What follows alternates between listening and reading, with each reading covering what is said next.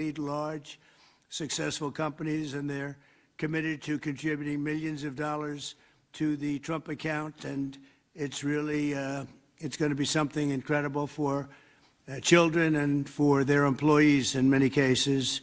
Here is how the accounts work. For every U.S. citizen born after December 31st, 2024, before January 1st, 2029, the federal government will make a one-time contribution of $1,000 into a tax-deferred account that will track the overall stock market. In other words, it'll be pegged to an index that we'll pick. Right, Michael? We'll pick it. We'll pick a good one.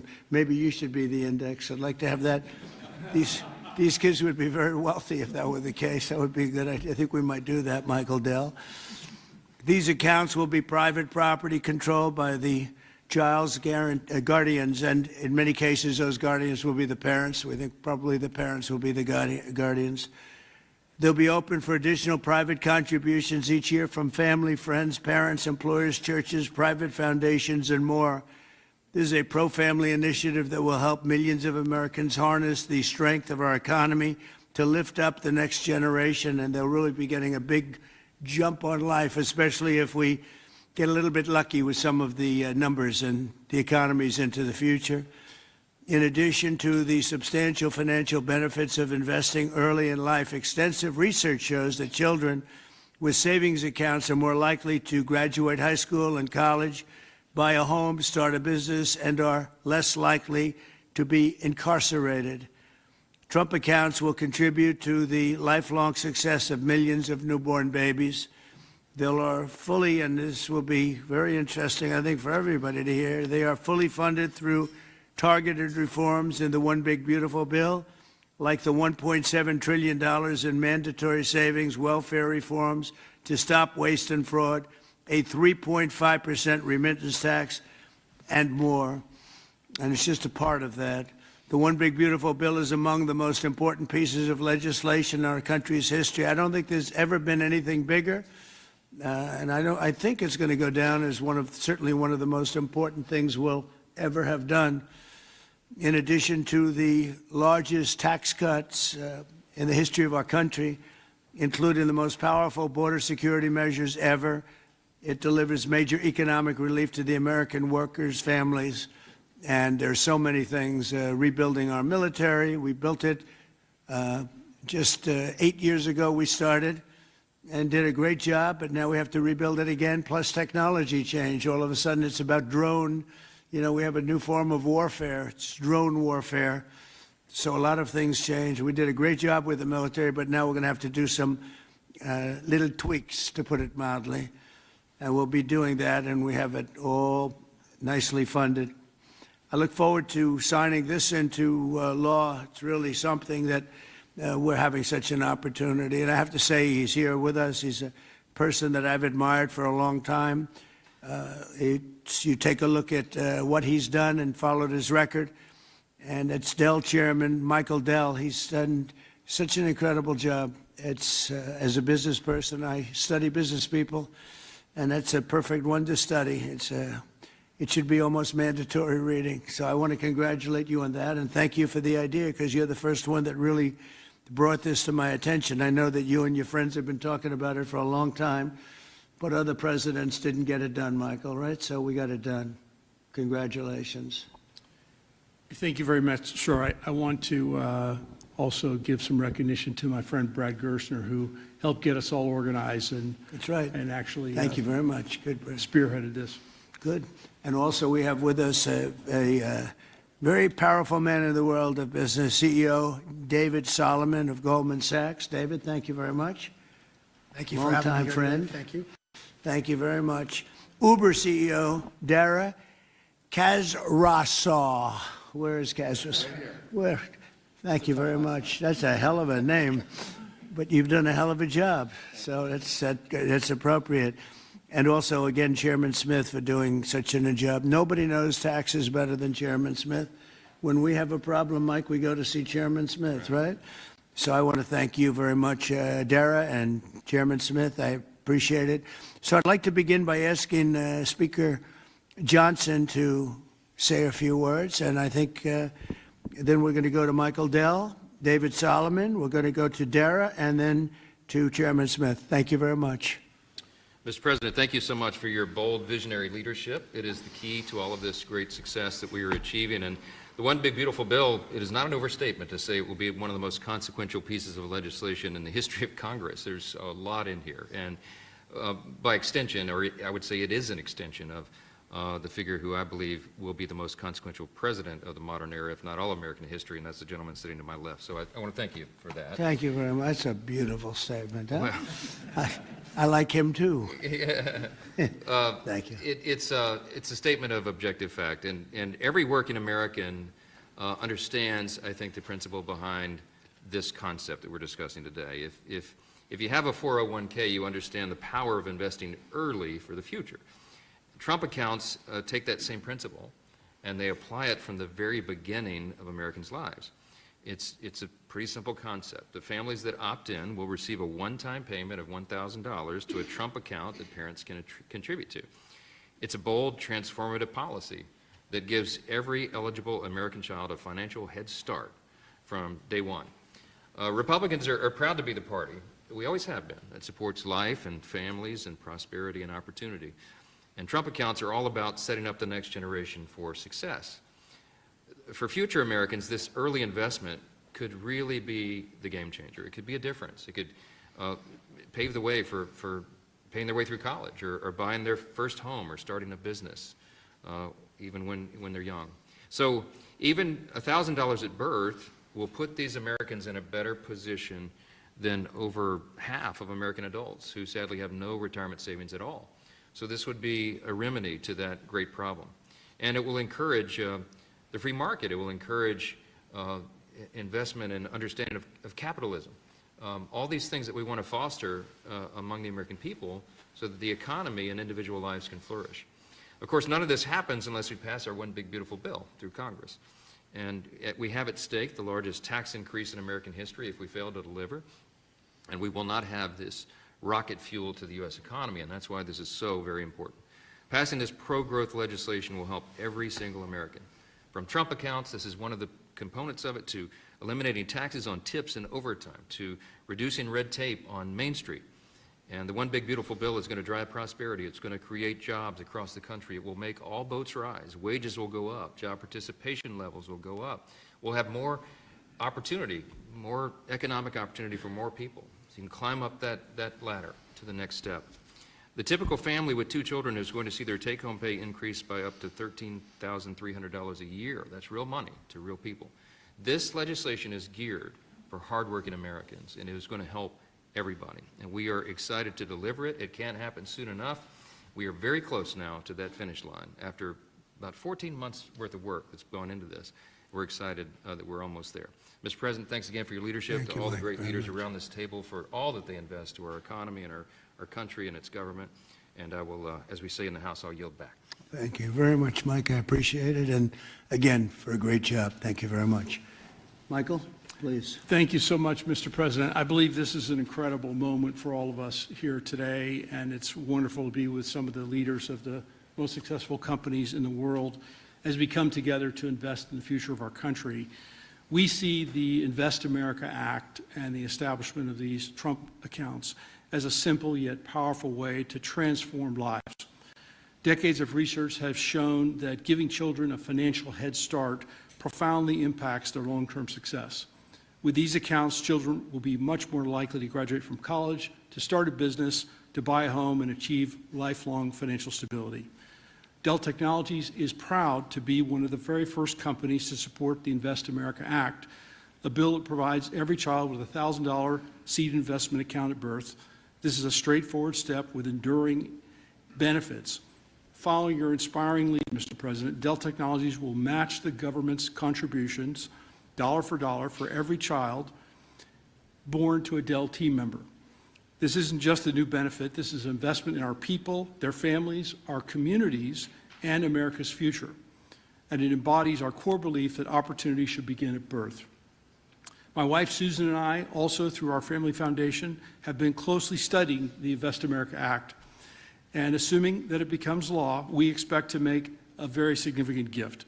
We view this as we view this initiative as a powerful platform for philanthropic innovation aimed at helping children thrive wherever they come from, particularly those families who have been historically left behind. Mr. President, you articulated it perfectly. These Invest America accounts will give every new American child a genuine opportunity to participate in history's greatest engine of economic growth, the American economy. The funds in these accounts invested in American enterprise and innovation will grow over time into substantial nest eggs, providing support for education, home ownership, and starting families. The ability of families, friends, benefactors, and employers to match the government's generosity amplifies the life-changing potential of this initiative. Thank you, Mr. President, for your visionary leadership on this critical issue.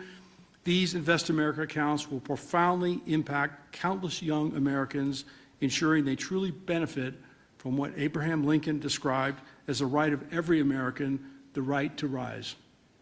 Thank you. Thank you very much, Michael. And we really have come a long way since you came to see me about 6 months ago with your beautiful wife. We had a nice talk. I said, that sounds pretty good. Let's think about that. And it's everybody I've spoken to about it, they can't even believe it. And because of great politicians and political leaders like we have, I think this is going to go quickly, very well and very quickly. So I appreciate it. Thank you very much. David Solomon, please. Thank you, Mr. President. I'm thrilled to be here with everyone and excited to participate in this important and timely discussion. I'd also like to acknowledge the efforts of so many in Congress on this very significant issue, and in particular the members here, and particularly the leadership of Senator Cruz and Representative Moore, who have played a big role in helping drive this forward. We also wouldn't be here today without the leadership of Brad Gerstner and Michael Dell in really having the vision, the energy, the passion, the commitment to help move this forward. So thank you both. There are many reasons why the United States has the largest and most dynamic and most innovative economy in the world.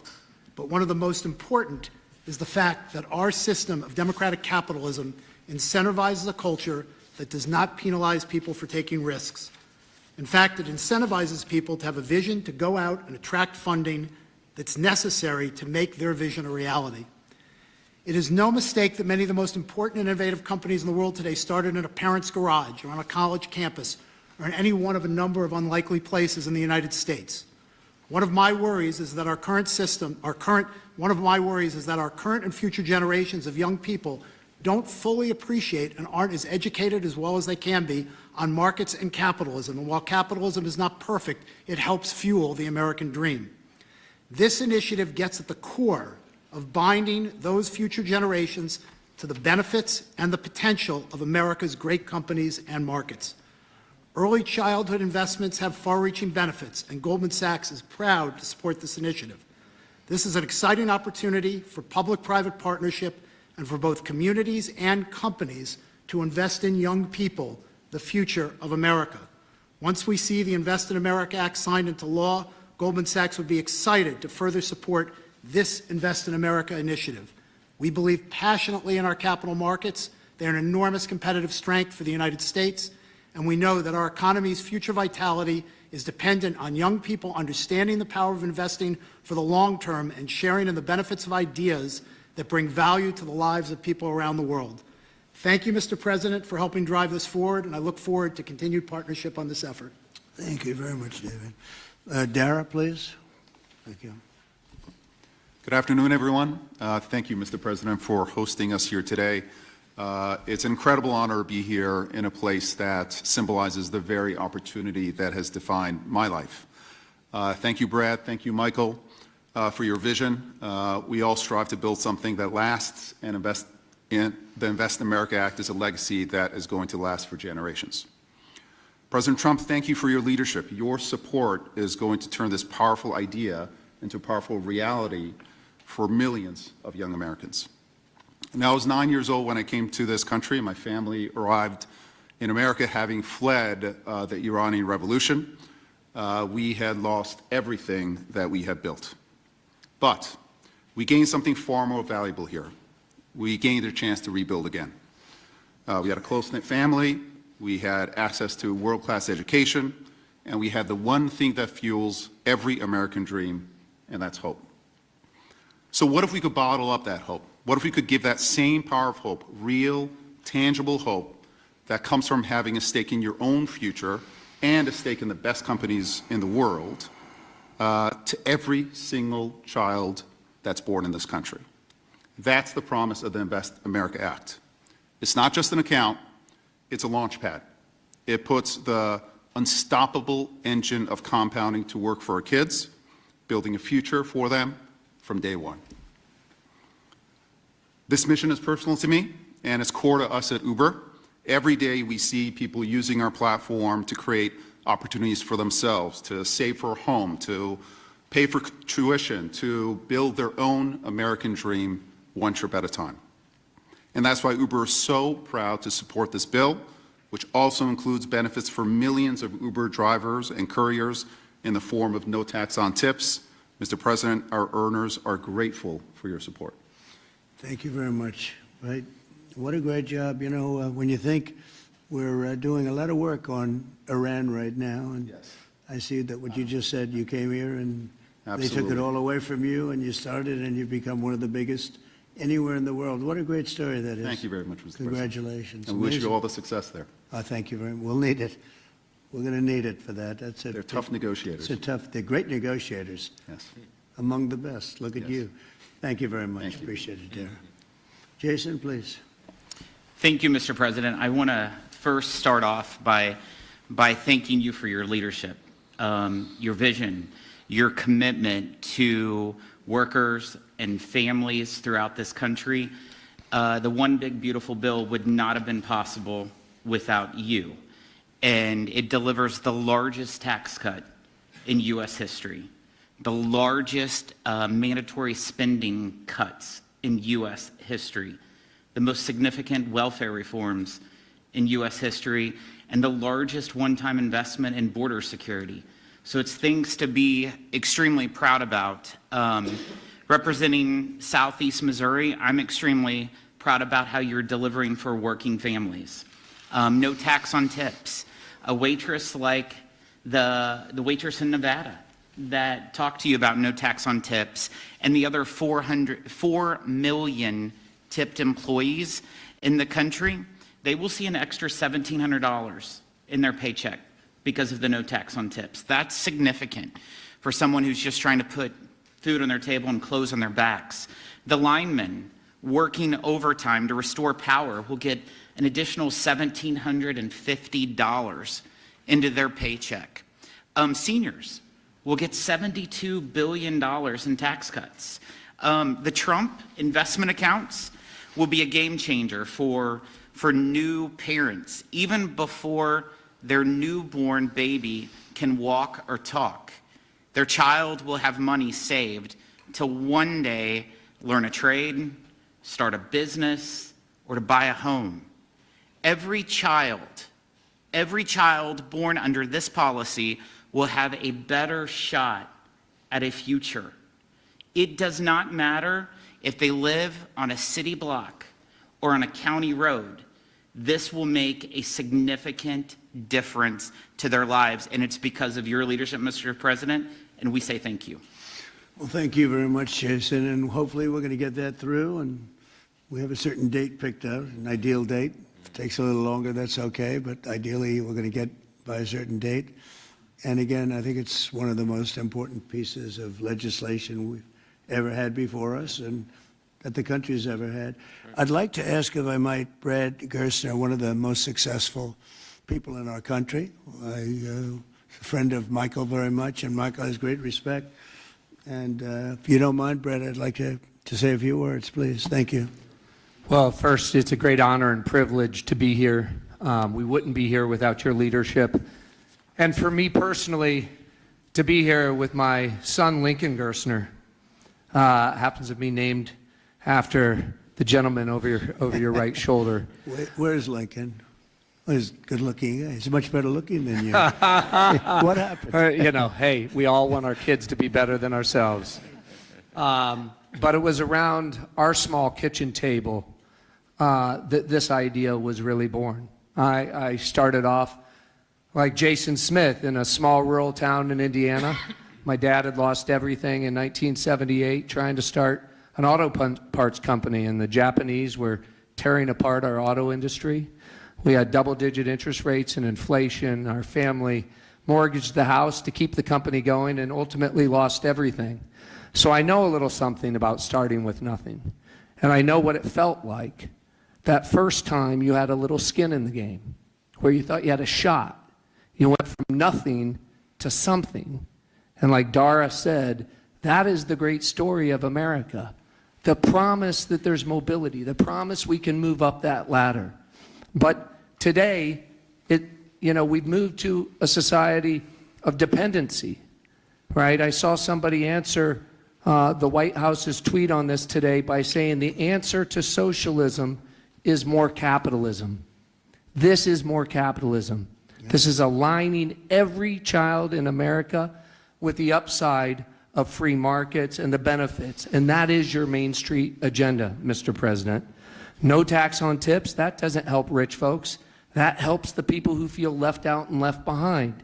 No tax on overtime, no tax or deduction on Social Security, and the Trump accounts, right, that everybody in this room are here and we've been working so hard on, but would never come to fruition without your leadership. Those will change the game forever.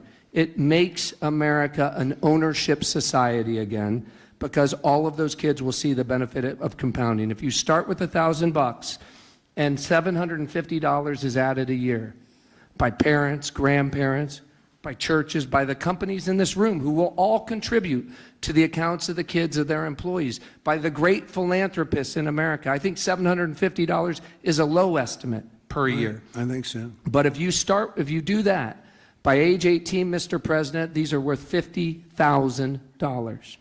By age 30, they're worth $175,000. And if you do it every year of your life, at age 50, they're worth $1 million.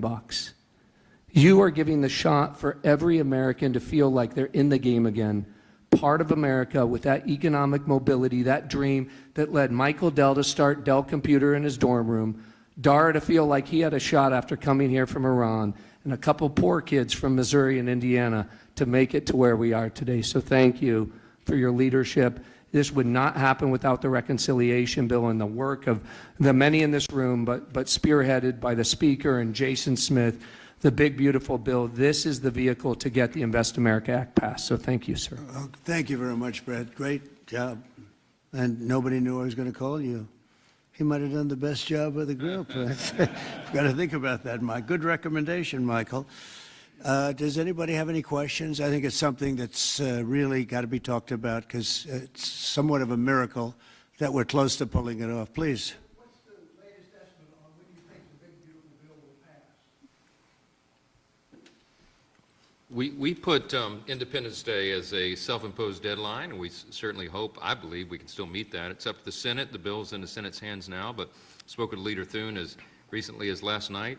He's feeling very optimistic. You see the Senate going through the same deliberations we went through in the House, except we had 14 months to do it. They've got a truncated time period to get that done. But as you all know, I've encouraged my dear friends and colleagues over there, don't modify it too much, because we've got a very delicate balance that we reached, and it took us a long time to get there. And we don't want to upset that balance too much. So they're putting their fingerprints on it. I hope it'll be a light touch, and they'll send it back, and we'll get this thing done and get to the President's desk. And really, we have tremendous spirit. I've never seen anything like it. There's just an unbelievable. We'll always have a couple of people. I don't want to use the word grandstanders. I'd never use such a word, but you'll always have that a little bit.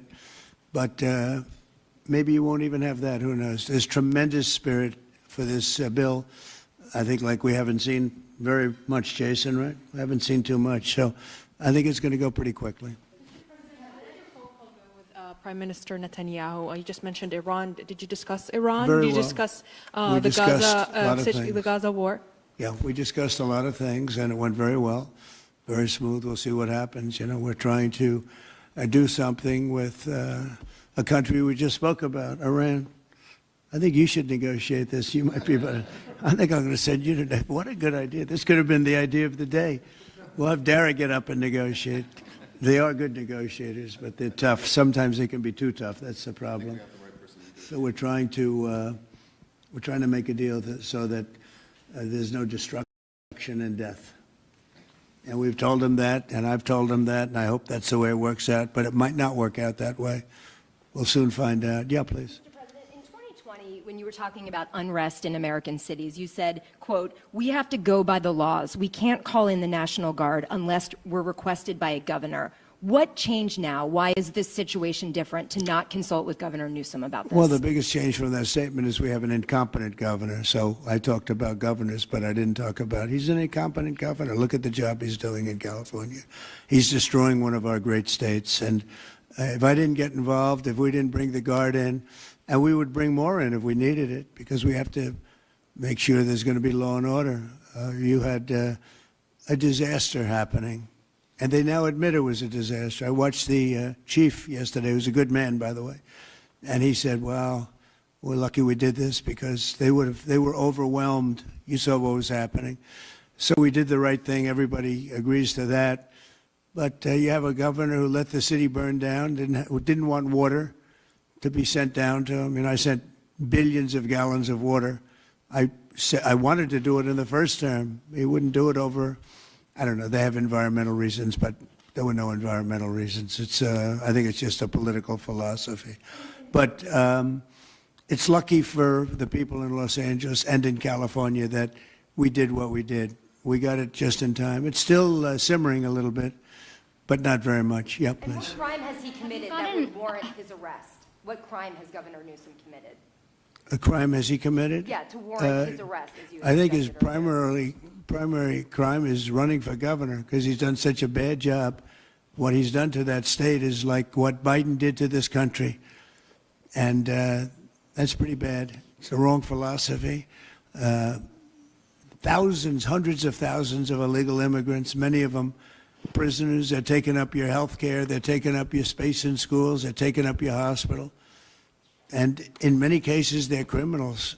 And we have to do something about it, and we're doing something about it. I want to thank the incredible patriots of ICE and Tom Homan, who has been incredible, and Kristi Noem, likewise incredible.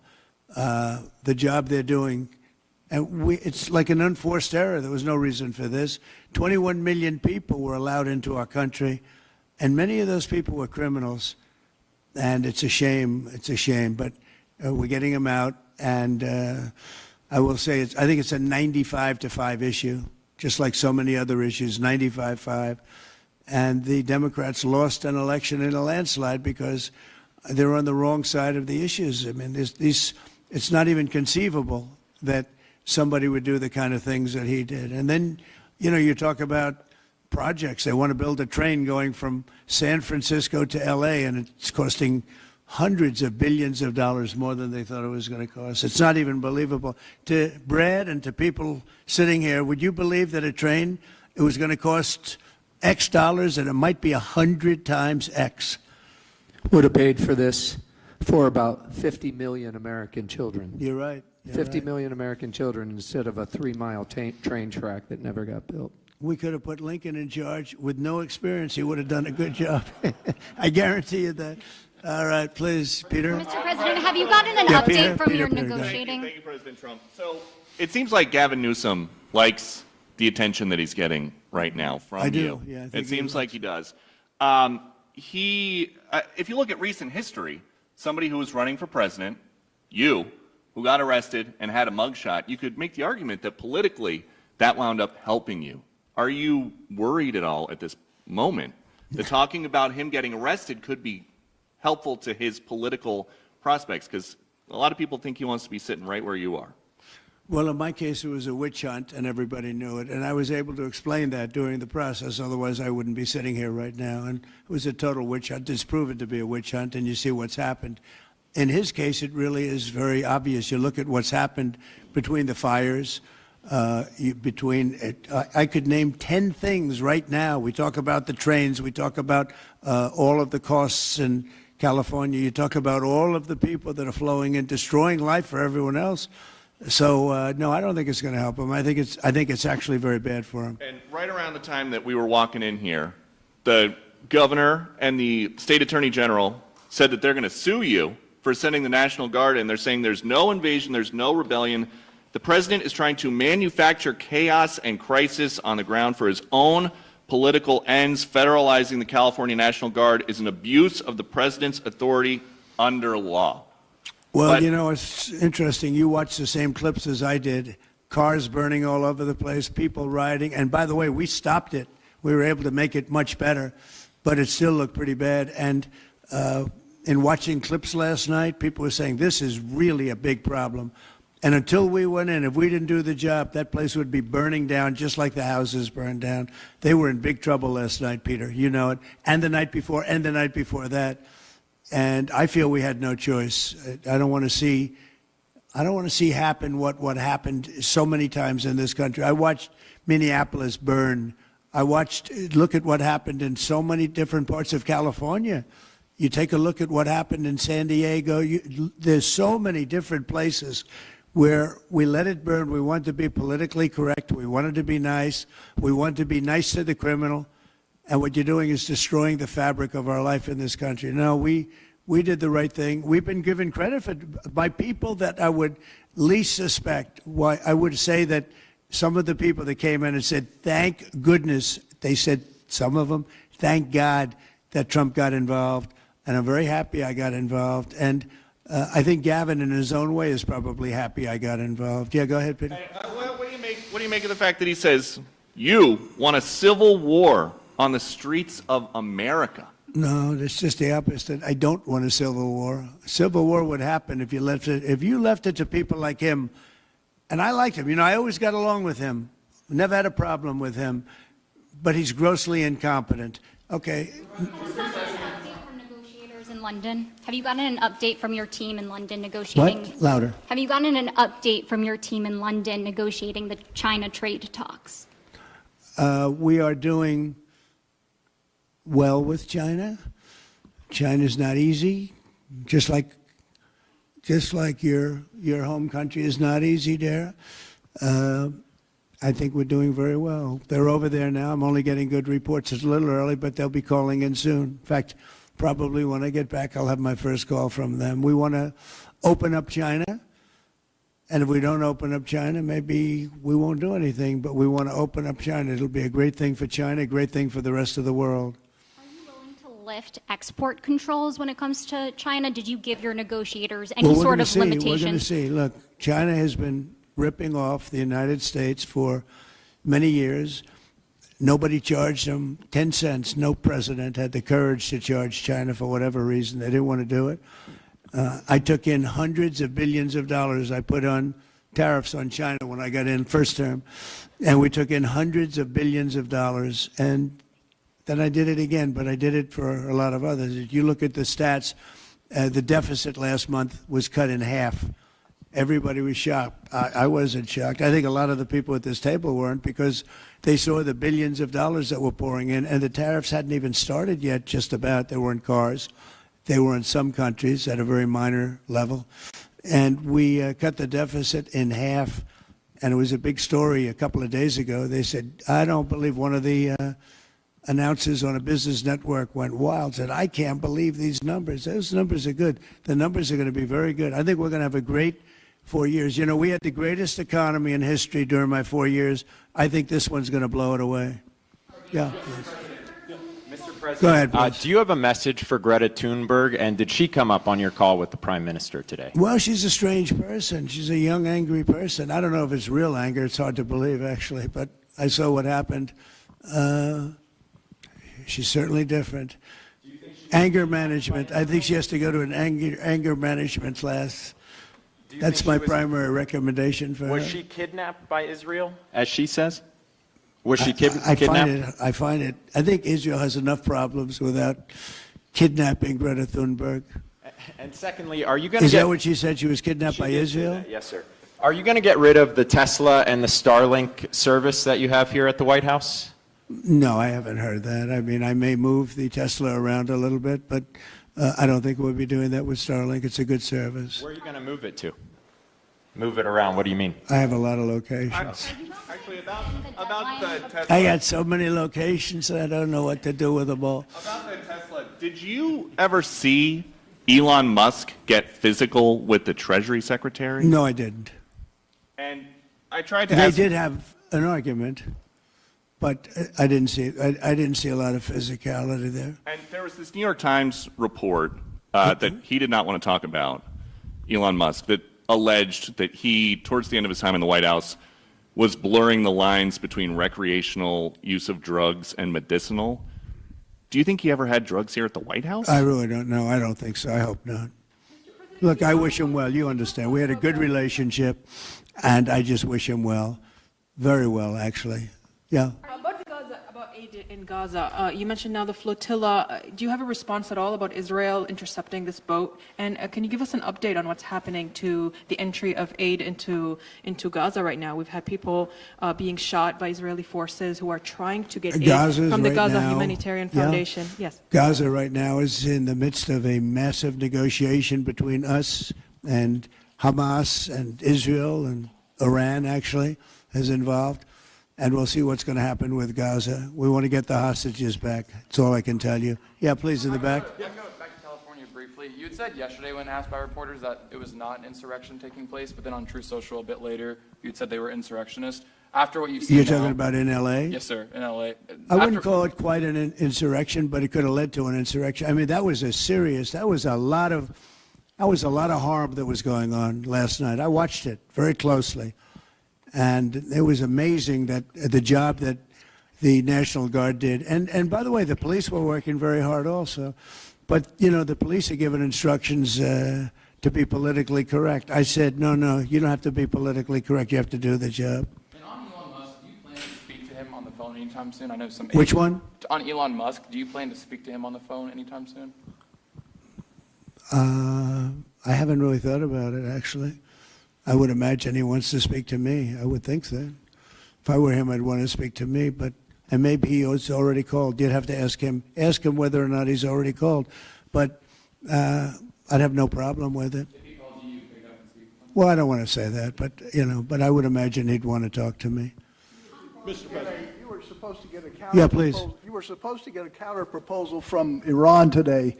Have you gotten that proposal? And what is the main impediment? We have a meeting with Iran on Thursday, so we're going to wait till Thursday. And what's the main impediment to getting a deal? Well, they're just asking for things that you can't do. They don't want to give up what they have to give up. You know what that is. They seek enrichment. We can't have enrichment. We want just the opposite. And so far, they're not there. I hate to say that, because the alternative is a very, very dire one. But they're not there. They have given us their thoughts on the deal, and I said, it's just not acceptable. So this is the main topic for Prime Minister Netanyahu today when you spoke? I would say, yeah. I don't know what else. I can talk about the weather. Well, you can talk about Lebanon. Pretty much that's the main topic. Lebanon is the ceasefire. We talked in about Lebanon also, yeah, we did. What about Lebanon, sir? Well, Lebanon's working very hard. They have a great new ambassador that I put there, man I know very well. He's very smart. I didn't even know he was Lebanese. And I said, why would you want Lebanon? He said, I was born there. I love it. I love the people. I said, it's very dangerous going to Lebanon. There are some ambassadorships that are wonderful. There are some that are dangerous. I said, Michel, his name is. It's a he, Michel, very elegant man. And I said, why would you want this? And he said, because I love my country and I love those people. I said, it's very dangerous. He goes, I don't care. This is not a man that lived on danger. He's a very successful man from here. And he wanted to be the ambassador despite probably a very dangerous situation he's going into. You see what's going on. But I had great respect for that. He loves that country. He loves it. He was born there. He loves the country. Yeah. Mr. President, you've Please. got a big, beautiful parade coming up on Saturday. We do. What's your biggest expectations for that? Then I've got a second question in regards to Gavin Newsom. Go ahead and talk about the big, beautiful parade. Thank you, Brian. It's such a, I think, important moment for this country. 2 weeks ago, I was calling people and back and forth with leaders, including President Putin, including French president, including lots of different people. And all of them said, we're celebrating victory in World War II.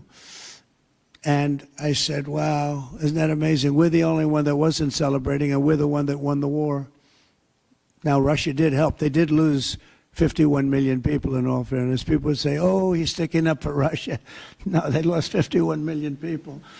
And, we can't forget that. But France was celebrating. And as you know, Hitler made a speech at the Eiffel Tower. But when I spoke to President Macron, he said, oh, we are celebrating the great victory of World War II. And I think that's great that he was doing it. But we're the one that won it, and we weren't celebrating. I said to myself, isn't that crazy? And I think it's time for us to celebrate a little bit. We've had a lot of victories. We won 2 world wars, and then we go out and change the name of the forts where we won the wars. You go out.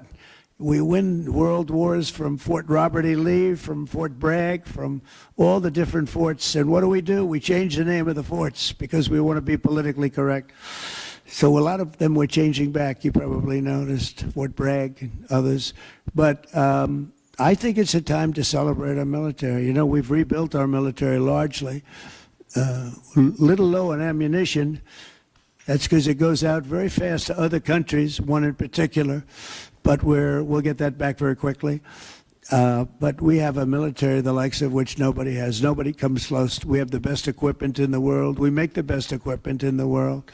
There's no military like our military. We showed that with ISIS. I was told by the television generals it would take 4 years to win, and we did it in 3 weeks. And it was headed by General Raisin Kane, who's now the chairman of the Joint Chiefs of Staff. He's great. Just left him. No. I think it's time that we celebrate. And I sort of have to laugh at these people. Well, you're going to spend a lot of money. A lot of that money is being paid for by me and people that make donations. I don't know if you know that. A lot of it won't even come out of the military. I think I can say that, Susie, right? We have people putting up money to do it. Not that it's necessary, because I think it's a great expenditure. We have many tanks. We have all sorts of new ones and very old ones, old from World War I and World War II. It's really a celebration of the Army. So the Army is a year older than the country. So next year we celebrate 250 years, but we're celebrating the Army on Flag Day. And it's not my birthday. It is my birthday, but I'm not celebrating my birthday. I'm celebrating Flag Day. It happens to be the same day, so I take a little heat. But Flag Day is the appropriate date. And we're celebrating 250 years of the Army, a great service. And remember, think of it. We won so much. We won World War I, World War II, so much else. And then we became politically correct. But I can only tell you that I was told that ISIS would take anywhere from 4 to 5 years. And we did it in 3 weeks. You were there. You watched, right? We have the greatest military in the world. Nobody can beat us. As long as we have our right leadership, nobody can beat us. If we have stupid people running it, like you had in Afghanistan, when you look at that, first of all, Afghanistan should have been an easy victory as a war, but we were so sad the way we fought it, so ridiculous. We fight not to win, but we didn't used to be that way. And we're celebrating, because I think the day in Afghanistan was the saddest period of time in the history of our country. That was a Biden mess with bad generals like Milley and others. They were bad. They were incompetent generals. I know all the good ones and the bad ones. We got rid of most of the bad ones. But it was time to celebrate, and that's what we're doing. So it's on June 14th, and it's going to be a parade the likes of which I don't know if we've ever had a parade like that. It's going to be incredible. We have even though it's the Army, we have a lot of those Army airplanes flying over the top, and we have tanks all over the place, and we have thousands and thousands of soldiers going to bravely march down the streets. It's going to be a beautiful day, I think, and we're going to celebrate our country. You spoke of leadership, and real quickly, speaking of Gavin Newsom, is he the right leader for California, considering how massive their economy is and all these U.S. investments coming in? Is he the right governor and leader for the future of California and for U.S. investments? I don't think he is. I mean, I think he's done a terrible job. And, he's a guy, I always got along with him. You look at his past statements about me. I was a great president. I always took care of California, all that. But I'm just talking on results. You look, he has the advantage of beautiful weather, maybe the best weather of any state when you think about it. Beautiful weather, beautiful ocean, beautiful everything. You have all the advantages, and he didn't take advantage of that. And he's let people come in by the millions who are overrunning your hospitals, your education system, and your police. Your police are being overrun. Look at what's happened. He should only be happy I sent in the military, because if I didn't send them in, you would have had a problem there, the likes of which we haven't seen in a long time. Yeah, please. Thank you, Brian, very much. Supersonic flight. On supersonic flight. Supersonic Yes, flight. sir. I know you just signed an executive order on it. Do you want to see a supersonic Air Force One in the next 10 years or so? Oh, well, I don't care too much about that, but I would like to see, you know, if you think about it, flight, the word flight's an interesting word, but it's probably the only category where we've actually gone backwards, because we used to have the Concorde, and we could fly to London, Brad, very quickly and nicely, and today it takes you 2 times and 3 times as long. It's the only thing where we've regressed. By the way, the Concorde, to my way of thinking, to this day, Michael, because you're very much into aesthetics, I know, but to this day was one of the most beautiful pieces of art I've ever seen. It was a piece of art, the beauty of the Concorde. It was the most beautiful plane, but it was you know, got you there in half the time. Now you spend a lot of time, and there's no reason for it. Because, you know, they have the sonic boom. It's not a huge problem, but they have the sonic boom thing pretty well figured out. The technology changes, the change in the skin, the change in weight, all of the other things. There's no reason why we shouldn't do great. So we are making it possible for them to do supersonic and get us back on the track. I mean, think of it, 30 years ago, we actually had planes that flew much faster than we do now. It took you half the time to get to a location. So we've regressed, and we're going to progress. Eh? Well, it's sort of an amazing thing, isn't it, though? We've gone backwards. On Wall Street, they haven't done that. If Goldman Sachs was like that, you wouldn't have Goldman Sachs anymore. Yeah, please. Are you planning to deploy Marines in California to address the situation in Los Angeles? Are you going to deploy Marines in California? We'll see what happens. I mean, I think we have it very well under control. I think it would have been a very bad situation. It was heading in the wrong direction. It's now heading in the right direction. And we hope to have the support of Gavin, because Gavin's the big beneficiary as we straighten out his problems. I mean, his state is a mess. And I'd like to get somebody involved in the rail, because, look, personally, it should have never been built, because you can fly there for $2, and what are you doing? They're doing that. You could drive. You could do lots of different things. You know, if they did a study, if you gave every passenger the finest limousine service in the history of our world, the most expensive chauffeur-driven, white-glove limousine service back and forth, we would have saved billions of dollars as opposed to building this monstrosity that's going up. And I've never seen anything. You know, I've seen cost overruns. I'm a person, I've always done well on cost overruns. I don't have them. But I will tell you, I have never seen cost overruns. You see them where they're 20% more, 50%, 100% more. These are thousands of percent. Nobody even knows. They have no idea. And it was supposed to be from San Francisco to Los Angeles. Well, they just made it way outside of Los Angeles, where it's stopping in the middle of, I don't want to say nowhere, because I happen to like one of those little cities very much, but it's way short of the destination. And our government is saying, you know, why are we involved in this thing? It's been handled so badly. Before him, but he really blew it. So, you know, all right, one more question. Speak to any of the discussions that were had there and the purpose of that retreat, your time at Camp David. On a what? Your time at Camp David. Can you speak to what discussions were had there and the purpose of that retreat? Well, I don't want to speak to discussions. I mean, I told you what we were there for a little bit. We had discussions on many topics. We had a group of people, a large group of people, including generals and admirals and lots of others. And all I can say is our country's in great shape. We're in great shape economically. The bill that Mike and Jason and all the people are working on is going to be, I think, amazing. I think it's going to be one of the most important pieces of legislation we've ever had in this country. It's going to do things that you wouldn't believe. We're going to, you know, I have a very simple phrase. We ran an election on very simple words: make America great again. That's what we're doing. We're making it great. We're making it safe. We're making it beautiful.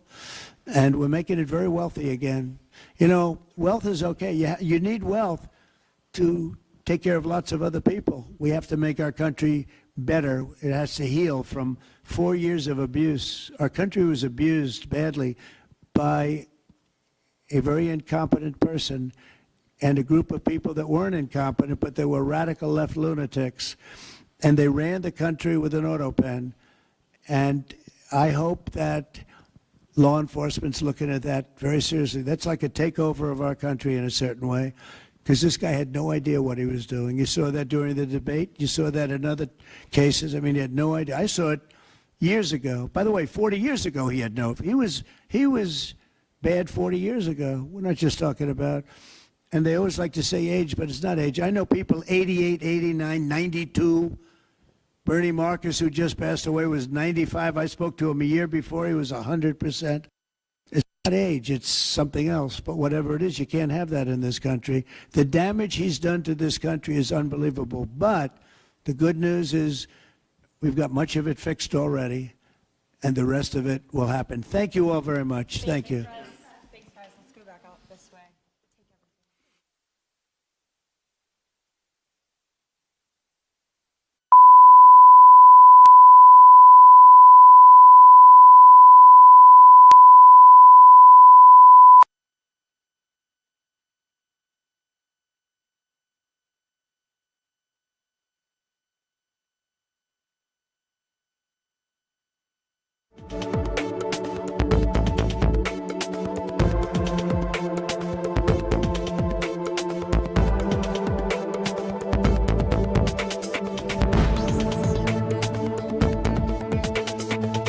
Thanks as well to many top business leaders from Invest America CEO Council. It's been a wonderful council. They've come up with some fantastic ideas. We're putting them into use. They're really the greatest business. Well, they just made it. And